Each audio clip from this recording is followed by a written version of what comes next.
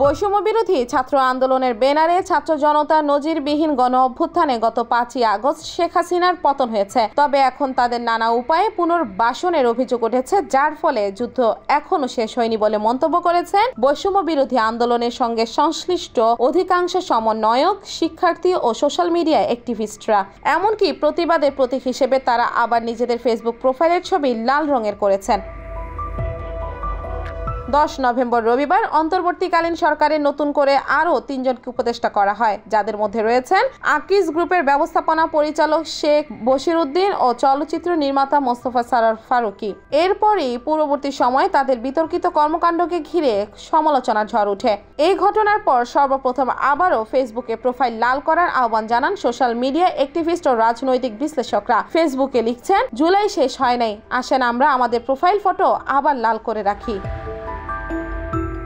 প্রতিবাদ স্বরূপ Facebook profile লাল করেছেন কাতার ভিত্তিক সংবাদ মাধ্যম আল জাজিরার অনুসন্ধানী সাংবাদিক জুলকারনাইন শায়েরও। সেই সঙ্গে উপদেষ্টা নিয়োগ সংক্রান্ত বিষয়ে 11টি প্রশ্নের উত্তরও চেয়েছেন তিনি। সেগুলো হলো, উপদেষ্টাদের কিসের ভিত্তিতে নির্বাচন করা হয় এবং কারা নির্বাচিত করেন? উপদেষ্টারা কি কোনো বিশেষ ব্যক্তির নিয়োগ সুপারিশ করতে পারেন? কিসের ভিত্তিতে সুপারিশ করা হয়? ছাত্র জনতার আন্দোলনে 3 জন সমন্বয়ক ছাত্রকে কোন যোগ্যতায় উপদেষ্টা নির্বাচিত করা হয়েছে? এই আন্দোলনে জনতার পক্ষে যারা স্টেক হোল্ডার তাদের একজনও কেন উপদেষ্টা মণ্ডলীতে নেই?